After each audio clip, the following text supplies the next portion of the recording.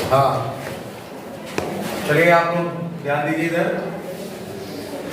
विज्ञान की इस क्लास में आपको आज परागण के प्रकार बताए जाएंगे। जैसा हमने पीछे पढ़ा कि परागण क्या होता है, पुष्पीय पौधों में लैंगिक जनन के लिए परागण अति आवश्यक प्रक्रिया है। इस दौरान परागकोश से परागकण निकलकर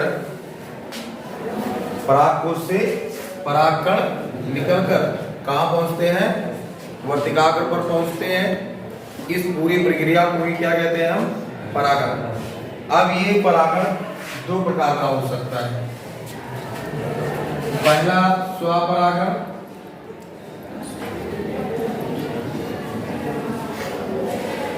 ऑटोपोलिनेशन। दूसरा परपरागण।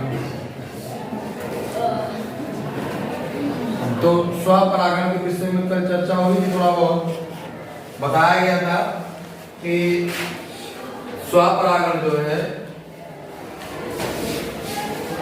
ऐसे पौधों में होता है जिनके पुष्प द्विलिंगी होते हैं, अर्थात द्विलिंगी पुष्प जिनमें पाया जाता है उनमें स्वपरागण होता है। द्विलिंगी पुष्प का मतलब कि पुष्प में स्त्री केसर और पुंकेसर दोनों साथ में उपस्थित हो, तो उसी पुष्प के पुंकेसर के परागकोश से परागकण निकलकर उसी पुष्प के स्त्री केसर की वर्तिकाग्र पर पहुंच जाता है। इस प्रक्रिया को क्या कहते हैं? स्वपरागण। स्वपरागण के दौरान जो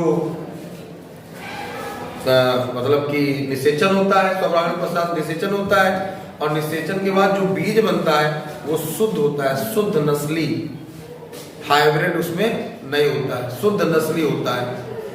ठीक, तो जैसे पहले अधिकतर जो है स्वपरागण की क्रिया होती है, अब आजकल जेनेटिक इंजीनियरिंग के माध्यम से परपरागण की क्रिया कराई जाती है, हाइब्रिड बीज तैयार किए जाते हैं जिसमें अधिक उत्पादन क्षमता होती है। ठीक, तो स्वपरागण आपको समझिए क्या होता है।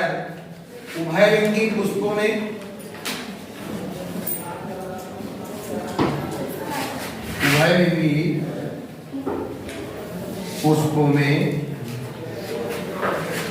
ब्रैकेट में जिसमें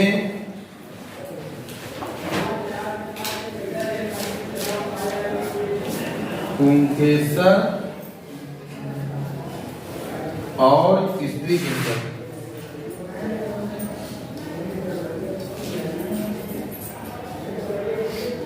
पुंकेसर और स्त्री केसर साथ साथ होते हैं।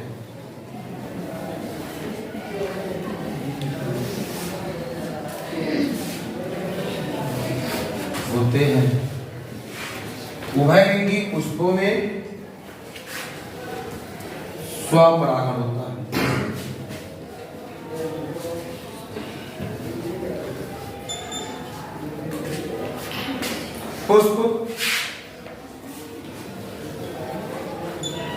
पुष्प के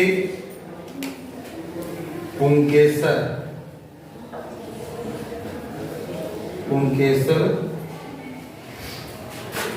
के परागकोश से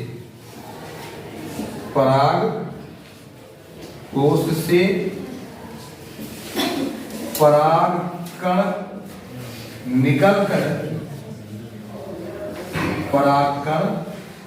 निकलकर या जब पुष्प के पुंकेसर के परागकोश से परागकण निकलकर उसी पुष्प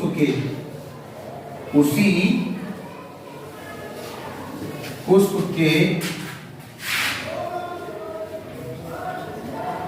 स्त्री केसर के वर्तिकाग्र पर पहुंचते हैं, तो इस प्रकार के परागण को स्वपरागण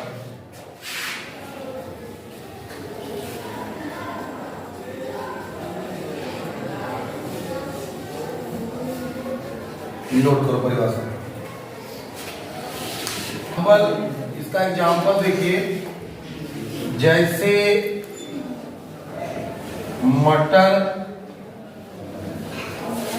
मटर में, गुड़हल में, आदि, इन सब में स्वपरागण होता है। अब आता है नंबर आपका परपरागण।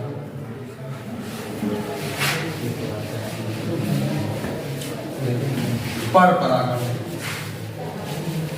तो देखो परपरागण की प्रक्रिया, पर माने दूसरा, पर माने दूसरा ही होता है ना, जब दूसरे के माध्यम से परागण हो है तो उसे परपरागण कहते हैं। तो परपरागण की क्रिया प्रायः एक लिंगी पुष्पों में देखी जाती है। पर परागण की जो प्रक्रिया होती है कहाँ होती है? प्रायः एक लिंगी पुष्पों में, एक लिंगी पुष्पों में पर परागण की क्रिया होती है या पर परागण होता है। अच्छा, कभी कभी पर परागण की क्रिया द्विलिंगी पुष्पों में भी होती है, उभयलिंगी में भी, लेकिन वहां रीजन क्या होता है, किस लिए होता है? उभयलिंगी पुष्पों में भी हमने बताया स्वपरागण होता है, लेकिन कुछ ऐसे भी द्विलिंगी पुष्प हैं जिनमें स्वपरागण नहीं हो पाता है। कारण ये होता है कि उसमें स्त्री केसर या तो पहले विकसित हो जाता है, विकास कर जाता है, और पुंकेसर नहीं कर पाता है, या पुंकेसर पहले मैच्योर हो जाता है और स्त्री केसर नहीं कर पाती है, अर्थात मैच्योर नहीं हो पाती है। तो उस स्थिति में जब दोनों एक साथ मैच्योर नहीं होते हैं तो स्वपरागण नहीं हो पाता है। अधिकतर उभयलिंगी पुष्पों में स्त्री केसर और पुंकेसर एक साथ मैच्योर होते हैं, परिपक्व होते हैं, तो उनमें स्वपरागण हो जाता है। लेकिन कुछ पुष्प, द्विलिंगी पुष्प ऐसे हैं जिनमें स्वपरागण की क्रिया नहीं हो पाती है। कारण ये होता है कि उनमें स्त्री केसर और पुंकेसर साथ साथ परिपक्व नहीं होते। तो ये हो गया। अब परपरागण में क्या होता है? ठीक, एक लिंगी पुष्प, एक लिंगी पुष्प का मतलब हो गया एक लिंगी पुष्प या एक लिंगी पौधे, ये भी हो सकता है। अब जैसे हम बात करें पौधे की बात करें, मटर का पौधा तो होता है द्विलिंगी, मटर का नहीं, कद्दू का, कद्दू का जो पौधा होता है, हाँ, सीताफल, कद्दू का जो पौधा होता है ये होता है द्विलिंगी, लेकिन इसमें जो पुष्प लगते हैं वो एक लिंगी होते हैं। क्या होते हैं? पुष्प जो इसमें लगते हैं वो एक लिंगी होते हैं। क्यों? अब जब पुष्प जो है एक लिंगी है तो पौधा द्विलिंगी कैसे हुआ? क्या होता है कि एक शाखा पर नर पुष्प लगते हैं और एक उसी में से निकली हुई दूसरी शाखा पर मादा पुष्प लगते हैं। अर्थात हम कह सकते हैं नर और मादा दोनों पुष्प एक ही पौधे पर है, इसलिए पौधा क्या होगा? द्विलिंगी, लेकिन पुष्प एक लिंगी। ठीक, समझ आई बात? तो ये हो गया। और कुछ पौधे ऐसे होते हैं जो एक लिंगी होते हैं, पौधे एक लिंगी होते हैं। जैसे पपीता देख लीजिए, पपीता का जो पौधा होता है, पपीता का पौधा कैसा होता है? एक लिंगी होता है, एक लिंगी। पपीते का पौधा क्या होता है? एक लिंगी। ठीक, एक पौधा आपका होगा जिसमें केवल नर पुष्प होंगे, उसमें पपीते नहीं बनते, फल नहीं बनता है। दूसरा पौधा होगा थोड़ी दूरी पर, या साथ में भी हो सकता है या नहीं हो सकता साथ में। ठीक, दूसरा पौधा होगा मादा पौधा जिस पर पपीते का फल लगता है। ठीक, तो नर और मादा पौधे अलग अलग होते हैं। एक ही जात के दो पौधे जिसमें नर और मादा पुष्प अलग अलग लगते हैं, इनमें कौन सी प्रक्रिया होती है? पर परागण। एक ही जात के दो पौधे जिसमें नर और मादा पौधे अलग अलग होते हैं, उनमें कौन सी प्रक्रिया होती है? पर परागण की प्रक्रिया होती है। अर्थात पर परागण का मतलब हुआ कि जो परागण की क्रिया है वो किसी दूसरे के माध्यम से होती उसी पुष्प में, उसी जात के पुष्प में होगी परागण क्रिया। ये नहीं कि पपीते से परागकण निकला और नीम के पुष्प पे चला गया, है ना? ऐसा नहीं है कि धान से परागकण निकला पहुंच गया जो है मटर के पौधे पर। परागण क्रिया उसी जात में होती है, उसी जात के पौधे में होती है, सेम। ठीक। अब पर परागण का मतलब हो गया वायु द्वारा परागण, जल द्वारा परागण या जंतु द्वारा परागण। ठीक। तो परागण, पर परागण की 3 विधियां हैं। पर परागण की अगर हम देखें तो 3 विधियां कह सकते हैं। कौन कौन सी पर परागण की 3 विधियां? नंबर 1 वायु द्वारा, इसके द्वारा। नंबर 2 जल द्वारा और नंबर 3 जंतु द्वारा। ठीक। वायु द्वारा हवा चलती है, परागकण उड़ गए और उड़ करके उसी जात के पौधे पे पड़ेंगे तो अंकुरित होंगे, और नहीं दूसरी जात के पौधे पड़ेंगे तो अंकुरण उनका नहीं होगा। जल द्वारा जलीय पौधों में जब पुष्प बनते हैं, परागकोश मैच्योर होता है, परागकोश जब फट जाता है, परागकण जल पर गिर जाते हैं और जल बहते बहते उसी जात के दूसरे पौधे के पुष्प पर परागकण पहुंच जाता है, परागण क्रिया हो जाती है। जल द्वारा कीट द्वारा परागण, पक्षी द्वारा परागण, किसान द्वारा परागण है। जल कीट द्वारा परागण, कीट मकरंद चूसने के लिए पुष्प पर बैठते हैं और उनके पुष्पों पर क्या चिपक जाता है? मतलब परों पर, पैरों में, परों पर, पंखों में क्या चिपक जाता है? परागकण। जब वो उसी जात के दूसरे पौधे के पुष्प पर बैठते हैं तो वो परागकण वहां छूट जाते हैं और इस प्रकार जंतु परागण में सहायता करते हैं। ये हो गया परागण। ठीक। तो परागण क्या है? परागण की 2 विधियां हैं, स्वपरागण और परागण। और स्वपरागण हमने बता ही दिया कैसे होता है। ठीक। द्विलिंगी पुष्पों में स्वपरागण होता है और पर परागण की 3 विधियां हैं, वायु द्वारा, जल द्वारा और जंतु द्वारा। जो ज्यादा ब्रीफ मतलब ज्यादा विस्तृत आपको सिलेबस में नहीं है। अब आपका आता है परागकण का अंकुरण। अगला पॉइंट आपका है परागकण का अंकुरण।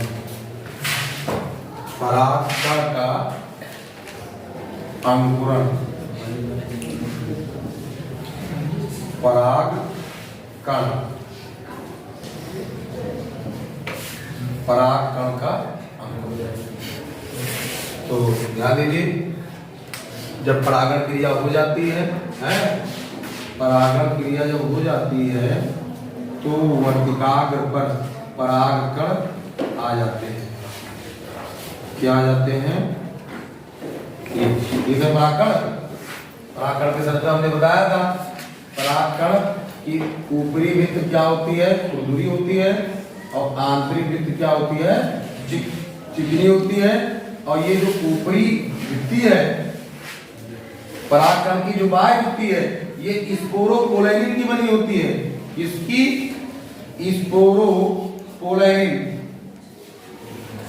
स्पोरोपोलेनिन नामक पदार्थ की बनी होती है और ये वनस्पति जगत का सबसे मजबूत पदार्थ है। ये जल्दी से मृदा में सड़ता नहीं है, इसीलिए परागकण मृदा में काफी दिनों तक पड़े रहते हैं, खराब नहीं होते हैं। ठीक है ना, समझ गए? वनस्पति जगत का सबसे मजबूत पदार्थ कौन सा है? स्पोरोपोलेनिन।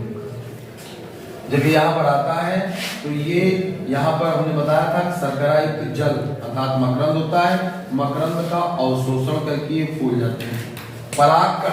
परागकण क्या हो जाते हैं? मकरंद का अवशोषण करके फूल जाते हैं और परागकण के अंदर हमने बताया था एक बड़ी और एक छोटी दो न्यूक्लियस होती हैं। इसको कहते हैं जनरेटिव न्यूक्लियाई, जनरेटिव न्यूक्लियाई, और इसे कहते हैं ट्यूब न्यूक्लियाई। है बताया गया था ये। ठीक, जब ये मकरंद का अवशोषण करके उठते हैं तो जो ये ट्यूब न्यूक्लियाई है ये एक नलिका के रूप में बाहर निकल आती है। इस रूप में एक नलिका का आकार ले लेती है और इस नलिका को कहते हैं हम क्या? पराग नलिका। क्या कहते हैं? पराग नलिका। और पराग नलिका की खोज एमिसी नामक वैज्ञानिक ने 1924 में की थी। नहीं, ये सत्र जो है गलत है, शायद 1824 से 1924 में, कंफर्म नहीं है। एमिसी नामक वैज्ञानिक ने की थी। पराग नलिका की खोज किसने की थी? एमिसी नामक वैज्ञानिक ने। अच्छा, इधर पराग नलिका बढ़ती जाती है और ये पराग नलिका वीरांड में प्रवेश करती है। कहाँ? ये आपका वीरांड हो गया।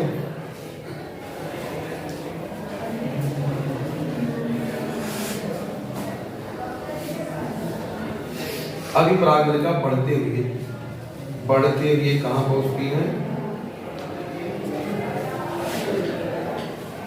ये यहाँ पर एक बड़ी अंडकोशिका, दो छोटी सहायक कोशिकाएं, यहाँ पर एक बड़ी, एक तीन कोशिकाएं होती है। यहाँ पर 3 कोशिकाएं होती हैं। उन तीनों कोशिकाओं को क्या कहते हैं? प्रजनक। और बीच में होती है एक द्वितीयक केंद्रक। तो ये पराग नलिका जो है माइक्रोपाइल से अर्थात बीजाणु द्वार से होते हुए भ्रूणकोश में अर्थात बीजाणु में प्रवेश करती है और बीजाणु में प्रवेश करने के बाद सहायक कोशिकाओं के माध्यम से ये इसके अंदर भ्रूणकोश के अंदर प्रवेश कर जाती है। जब ये भ्रूणकोश में अंदर प्रवेश करती है उसी समय ये जो जनरेटिव न्यूक्लियाई है ये दो जो है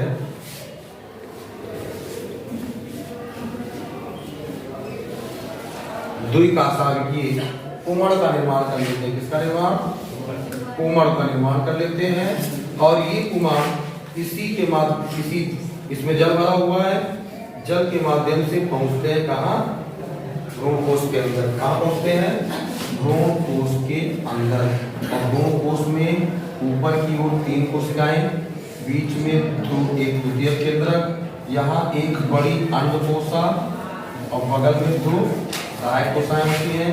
जब पराग नलिका यहाँ प्रवेश करती है और इसी के साथ साथ दोनों कुमड़ भी अंदर आते हैं तो पराग नलिका एक इधर की तरफ मुड़ जाती है और एक पराग नलिका इधर की तरफ, अर्थात पराग नलिका के 2 भाग हो जाते हैं। एक कुमड़ इधर की तरफ आता है और एक कुमड़ इधर की तरफ आता है। ठीक, अब ये कुमड़ आकर के और इस अंड कोशिका से कुमड़ क्या करता है?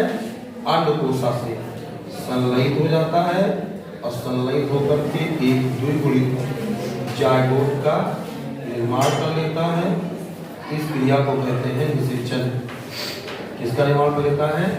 जायगोट का। इस क्रिया को क्या कहते हैं? निषेचन। ठीक, एक बार निषेचन हुआ और दूसरा यहाँ द्वितीयक केंद्रक से ये कुमड़ संलयित होकर के एक तृतीयक केंद्रक बनाता है। क्या बनाता है? तृतीयक केंद्रक बनाता है। ये क्रिया भी निषेचन कहलाती है। तो हमने देखा यहाँ पर 2 बार निषेचन हो रहा है, एक बार ये निषेचन, एक बार ये निषेचन। तो यहाँ पर डबल फर्टिलाइजेशन होगा, द्विनिषेचन। आवृत्त बीजी पौधों में निषेचन की क्रिया 2 बार होती है। कितनी बार होती है? 2 बार, इसलिए इसको कहते हैं डबल फर्टिलाइजेशन। और जब 2 केंद्रक के साथ एक केंद्रक और मिलता है तो जो तृतीयक केंद्रक बनता है इस क्रिया को कहते हैं त्रिसंलयन। इस क्रिया को क्या कहते हैं? त्रिसंलयन। ठीक, तो यहाँ पर ये निषेचन क्रिया हुई। अब निषेचन क्या है? निषेचन क्या है? मादा युग्मक, ये आपका जो यहाँ पर अंडकोशिका थी ये मादा युग्मक है। मादा युग्मक से नर युग्मकों के संलयन की क्रिया, मादा युग्मक से नर युग्मक के संलयन की क्रिया क्या कहलाती है? निषेचन। ठीक, तो परागकण का अंकुरण आप लोग समझ गए कैसे होता है? परागकण जब वर्षिका के ऊपर पहुंचता है तो मकरंद को अवशोषित करके फूल जाता है और फूलने के बाद परागकण के अंदर की जो दोनों न्यूक्लियाई होती है, दोनों केंद्रक होते हैं, एक जनरेटिव न्यूक्लियाई और एक ट्यूब न्यूक्लियाई। जनरेटिव न्यूक्लियाई किसका निर्माण कर लेती है? कुमड़ का। और ट्यूब न्यूक्लियाई किसका निर्माण कर लेती है? पोलन ट्यूब का, पराग नलिका का। पराग नलिका निकलकर वर्तिका से होते हुए बीजांड के अंदर प्रवेश करती है और उसी पराग नलिका के माध्यम से दोनों कुमड़ सरकते हुए भ्रूणकोश के अंदर प्रवेश करते हैं और मादा युग्मक अंड कोशिका से संलयित होते हैं, जिस क्रिया को क्या कहते हैं हम? निषेचन। और संलयन के फलस्वरूप क्या बनता है? द्विगुणित जायगोट बनता है और त्रिगुणित तृतीय केंद्रक बनता है और यही तृतीय केंद्रक आगे चल करके इंडोस्पर्म का निर्माण करता है। इंडोस्पर्म का निर्माण करता है जो कि त्रियन होता है, ये टूयन होता है, जायगोट टूयन होता है और इंडोस्पर्म इसे भ्रूणकोश कहते हैं। क्या कहते हैं? भ्रूणकोश। ये त्रिगुणित होता है। ठीक, चित्र परागकण के अंकुरण के पश्चात आप पढ़ेंगे निषेचन, फर्टिलाइजेशन। निषेचन, निषेचन की क्रिया क्या होती है? देखिए, नर तथा मादा युग्मकों के संलयन की प्रक्रिया निषेचन कहलाती है? तो आगे आपको पढ़ना है निषेचन, फर्टिलाइजेशन। तो निषेचन की प्रक्रिया अगले वीडियो में चलो।